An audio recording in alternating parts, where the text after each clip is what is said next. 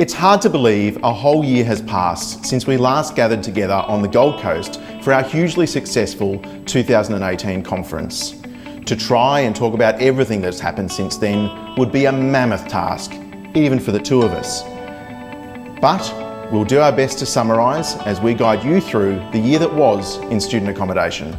A significant amount of work has continued across the industry in order to implement the findings of the Australian Human Rights Commission report, most notably Recommendation 9. Specifically focused on the student accommodation industry, Recommendation 9 was for student accommodation providers to implement an independent, expert-led review of their accommodation facilities.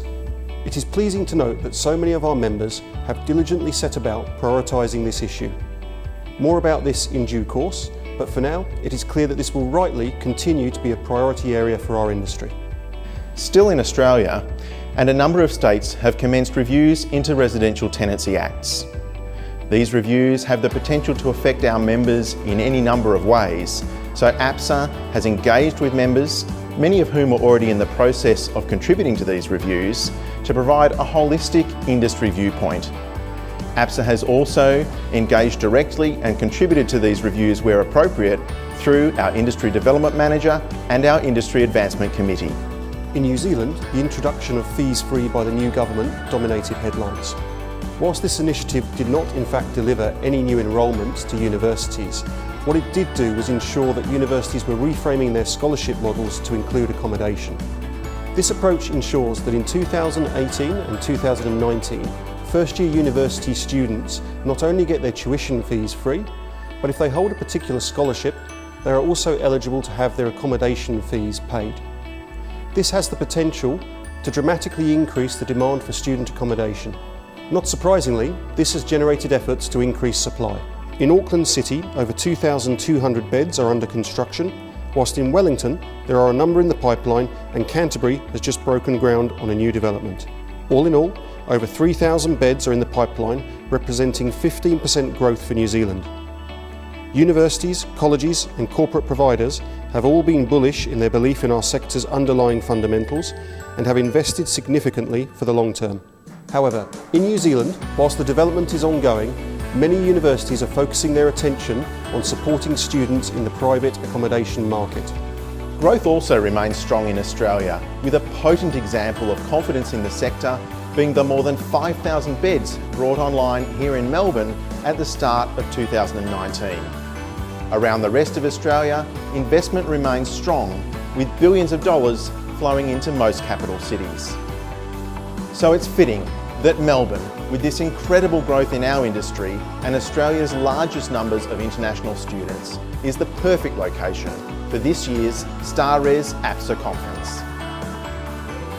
In the past year, the Board has been working hard to ensure the delivery of the 2017 to 2022 strategic plan. The plan required significant investment of the Association's accrued financial resources in the first 2 years. The delivery of strategic priorities such as the world-class journal, creation and delivery of the industry guidelines, the change of name and structure, and importantly, the significant growth of the membership, among the other ongoing projects, have all been made possible by this carefully planned expenditure. We've also professionalised the management of the Association in the past 2 years, including an expansion of the staffing team to encompass administration, events, and critically, industry development. The Finance Committee have worked in concert with the other subcommittees and the APSAA Board in order to create a financial platform that not only delivers on the strategic objectives, but also, I'm pleased to announce, return the Association to a surplus financial position. The Industry Advancement Committee has been extremely active in representing the interests of the industry, both in influencing outcomes with government and also championing the merits of the industry to the broader regulatory and community environments. The Industry Advancement Committee represents the embodiment of the Association's leverage pillar of our strategic plan and will continue to take the lead on important issues for the industry as a whole. Meanwhile, our Professional Development Committee was delighted to see the success of the inaugural Global Housing Training Institute, or GHTI, in partnership with APSAA. The global faculty, led by Mike Schultz and Edwina Ellicott, delivered participants a highly engaging and rewarding learning experience. I'm delighted to confirm that as a direct result of the resounding success of this inaugural program, the GHCI returns later this year in Geelong, Victoria.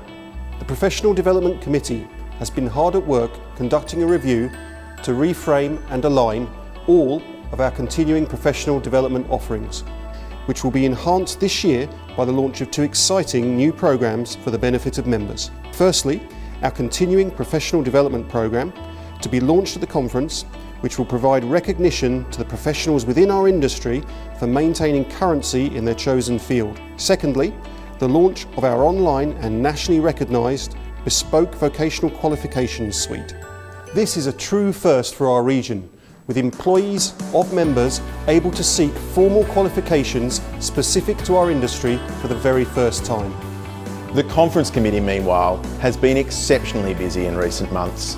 Although, of course, planning for this 2019 StarRes APSAA conference began immediately after the Gold Coast conference ended. As envisaged, this year's StarRes APSAA conference is the largest gathering of student accommodation professionals that the Asia Pacific region has ever seen. Indeed, we have more delegates registered than ever before from a wider range of member institutions, along with many colleagues and friends from right around the globe. With a strong 2018 behind us, 2019 promises more leadership, learning and leverage from your industry association, APSAA. Of course, none of these past, present or future achievements would be possible without the support of our tremendous office team. And so in closing, we would like to thank the board of APSAA for their dedication and hard work throughout the 2018-2019 year. And especially, I'd like to thank our outgoing board members this year, with a special mention of Bob Lawrenson, who is stepping down after several years in the role as chair of the Finance Committee. Bob has shown tremendous dedication and diligence to his work with the Finance Committee and the board at large. Lastly, I would like to recognise the extraordinary contribution of Vince Wilson as President of APSAA over the past few years. The association has gone from strength to strength and finds itself in an enviable position leading into 2019 and towards the future. Through Vince's strategic vision and pursuit of that vision, the association is well placed to embrace the industry's future and thrive as an integral part of it. Against the backdrop of APSAA achieving the milestone of reaching 1,000 industry professionals as members and representing over 100,000 beds of student accommodation, now is the time to immerse yourselves in the very best that our industry has to offer. I encourage you to reflect on the year that was, and of course, we wish you a tremendous year ahead.